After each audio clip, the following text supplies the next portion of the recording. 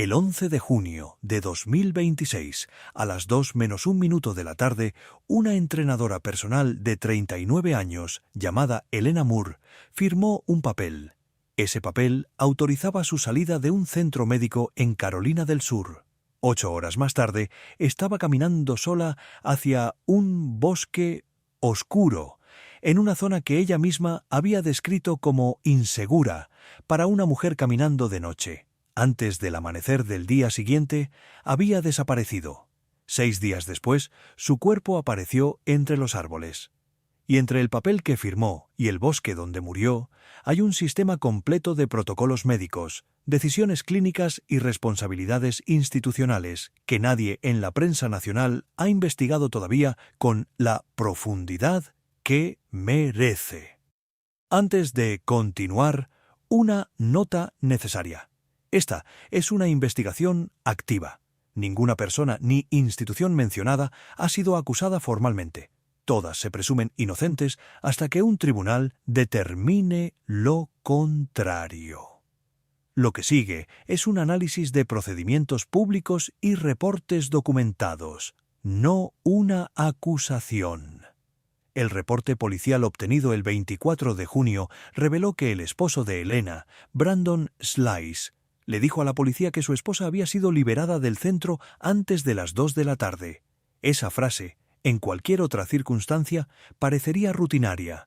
Una persona entra a un hospital, recibe tratamiento, sale. Sucede miles de veces al día en los Estados Unidos, pero esta salida específica tiene 3 elementos que la hacen distinta y que merecen examen. El primer elemento es la fecha. Elena salió el mismo día en que desapareció, no el día anterior, no 3 días antes, el mismo día. Cuando una paciente sale de un centro de salud mental por la mañana y para la noche está muerta en un bosque, el intervalo entre la salida y la muerte se convierte automáticamente en el periodo clínico más estudiado del caso. La medicina sabe desde hace décadas que las 72 horas posteriores a una salida psiquiátrica son las horas de mayor riesgo. En el caso de Elena, ese riesgo se concentró en menos de 10 horas.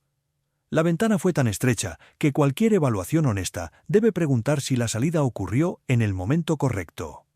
Si una paciente presenta los síntomas que Elena presentó en las semanas previas, confusión visible en cámaras de seguridad, pérdida total de presencia en redes sociales, miedo expresado a una amiga cercana, episodios de desorientación pública, esa paciente representa un perfil clínico que requiere observación extendida, no salida acelerada.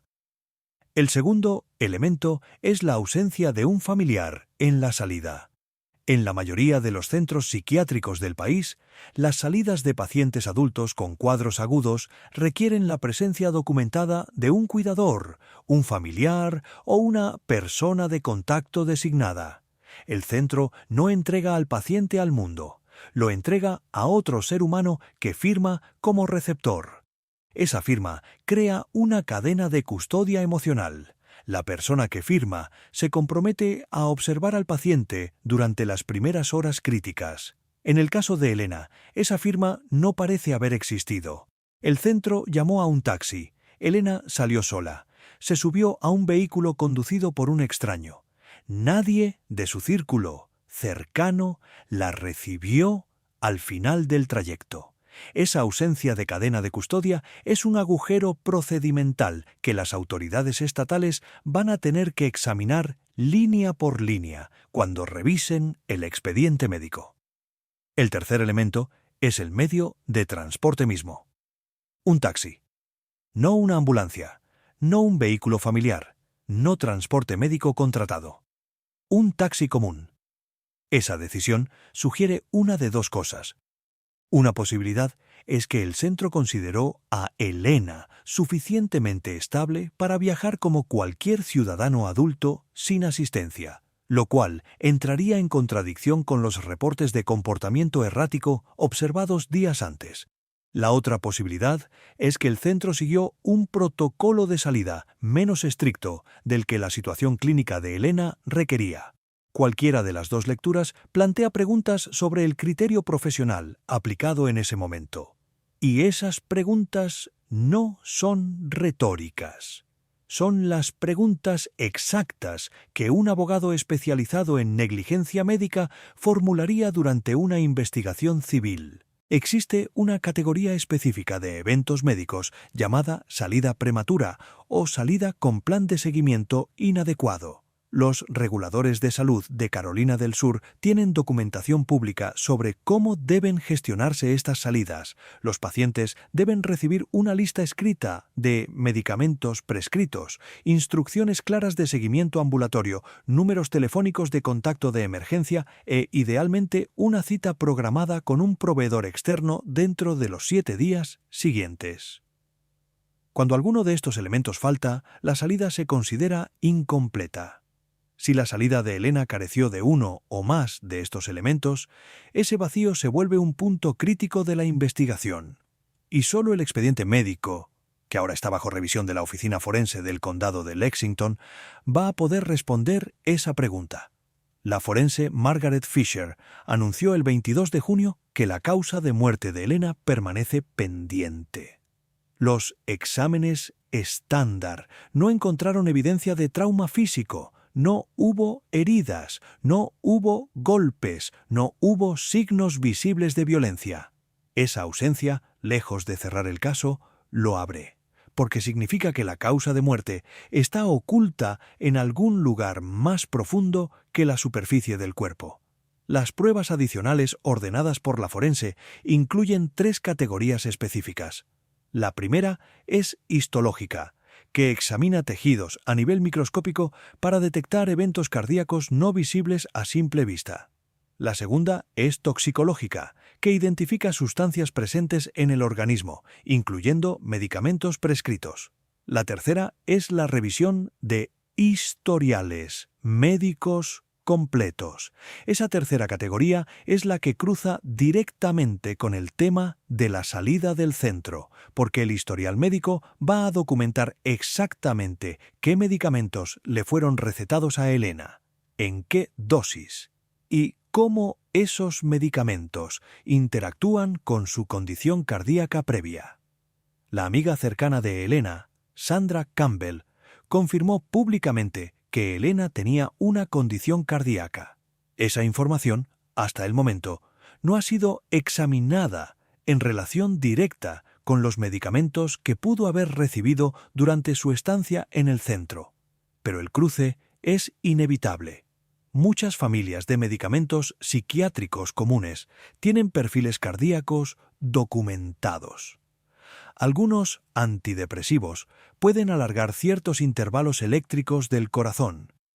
Algunos antipsicóticos pueden afectar el ritmo cardíaco. Algunas benzodiazepinas pueden interactuar peligrosamente con otros compuestos. Cuando una paciente con una condición cardíaca previa recibe uno de estos medicamentos sin una evaluación cardiológica paralela, el riesgo se multiplica. La pregunta forense central es si los médicos que trataron a Elena en el centro sabían de su condición cardíaca y si tomaron en cuenta esa información al recetar. La amiga Lauren Beasley describió a la prensa un patrón de comportamiento que Elena mostró durante casi una década. Elena hablaba de dejar a su esposo. Después se quedaba. Después volvía a hablar de dejarlo. Después se quedaba otra vez. Ese ciclo duró años. Las amigas lo observaron sin poder intervenir. Cuando una paciente con un patrón de ambivalencia prolongada llega a un centro psiquiátrico, los clínicos profesionales saben que el momento de la salida es delicado. La paciente puede sentirse aliviada al salir, pero también puede regresar a la misma estructura de presiones que la llevó al centro originalmente. Si la salida ocurre sin un plan claro para enfrentar esas presiones, el alivio dura horas. Después, la realidad regresa. Y en el caso de Elena, la realidad esperaba afuera del centro. Hay un dato adicional que merece atención. El esposo de Elena no estuvo presente en la salida, no la recogió, no firmó, no llegó al centro a buscarla. Esa ausencia puede tener múltiples explicaciones y todas merecen ser examinadas sin asumir mala intención. Tal vez el esposo no fue informado de la hora de salida. Tal vez Elena pidió específicamente que no fuera informado. Tal vez el centro tenía órdenes de no contactarlo. Tal vez existían restricciones legales que el público no conoce. Cada una de esas posibilidades cambia la lectura completa de la situación. Si Elena pidió que su esposo no fuera notificado, esa solicitud documentada es evidencia clínica de un nivel de temor que el centro debía haber tomado en serio antes de autorizar la salida hacia un destino donde el esposo eventualmente la iba a localizar. El sistema de salud mental en Carolina del Sur, como en muchos estados, opera bajo presiones de capacidad. Las camas son limitadas, los tiempos de estancia se reducen para acomodar nuevos pacientes, los criterios de estabilidad se calibran con cuidado pero también con eficiencia. Cuando un sistema opera bajo presión constante, las salidas tienden a ocurrir en el momento más temprano posible que la documentación permita. Esa realidad estructural no excusa salidas inadecuadas, pero sí las explica. Y entender cómo se toman estas decisiones es parte de entender por qué Elena Moore salió sola en un taxi un miércoles por la tarde. Hay precedentes nacionales que vale la pena tener en mente. En todo el país, decenas de familias han demandado a centros psiquiátricos por salidas prematuras de pacientes que después murieron por suicidio, accidente o eventos médicos prevenibles. Los acuerdos resultantes han alcanzado cifras de 6 y 7 dígitos. Los reguladores estatales han impuesto sanciones. Algunos centros han modificado sus protocolos, pero los cambios estructurales han sido lentos. Y mientras tanto, casos como el de Elena Moore siguen apareciendo en los titulares, cada vez con la misma pregunta. ¿Cómo es posible que una persona que necesitaba ayuda haya sido liberada hacia un peligro que ningún clínico responsable habría dejado de ver? La respuesta nunca es simple, pero siempre involucra una combinación de presión institucional, criterio individual, comunicación familiar fallida y ocasionalmente omisión profesional. ¿Cuál de esas piezas falló en el caso de Elena? Eso va a depender de lo que la oficina forense encuentre en los registros médicos durante las próximas semanas. Margaret Fisher, la forense del condado de Lexington, está obligada por ley a entregar un informe final completo. Ese informe va a clasificar la muerte como natural, accidental, suicidio, homicidio o indeterminada. Cada una de esas clasificaciones tiene implicaciones legales distintas y dentro de ese informe va a haber, casi con certeza, una sección dedicada al historial médico reciente. Si los medicamentos recetados en el centro aparecen en la toxicología y resultan estar conectados con un evento cardíaco fatal, el caso pasa de ser un misterio a ser un expediente de responsabilidad médica. Si los medicamentos no aparecen o no muestran interacción, la atención se desplaza hacia otras direcciones. En cualquier caso, el centro va a ser parte central del análisis. Su nombre, hasta ahora protegido, va a aparecer eventualmente en documentos públicos. Y cuando aparezca, los familiares y amigas de Elena van a tener finalmente un nombre que asociar con la última puerta que ella cruzó antes de la oscuridad. Lo más doloroso de este capítulo no es solo lo que ocurrió, es lo que pudo haberse evitado. Una llamada al esposo el día anterior, una conversación con Sandra Campbell antes de la salida, una pregunta sencilla: ¿tiene a alguien que la espere en casa? ¿Tiene un plan para esta noche? ¿Tiene un teléfono cargado? ¿Necesita transporte alternativo? Cada una de esas preguntas, contestada honestamente, podría haber cambiado el final del 11 de junio. Pero en lugar de hacerlas, alguien firmó un papel. Alguien llamó un taxi.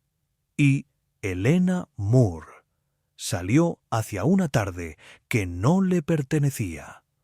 Si crees que las instituciones que tratan a personas en crisis deben ser examinadas con la misma seriedad con que se examina a cualquier sospechoso en un caso de muerte, suscríbete y activa las notificaciones para no perder los próximos desarrollos. Comparte este análisis con familias que estén navegando el sistema de salud mental, porque la información protege. Deja tu opinión en los comentarios sobre lo que crees que el expediente médico de Elena va a revelar cuando la oficina forense lo haga público. Esta conversación apenas comienza.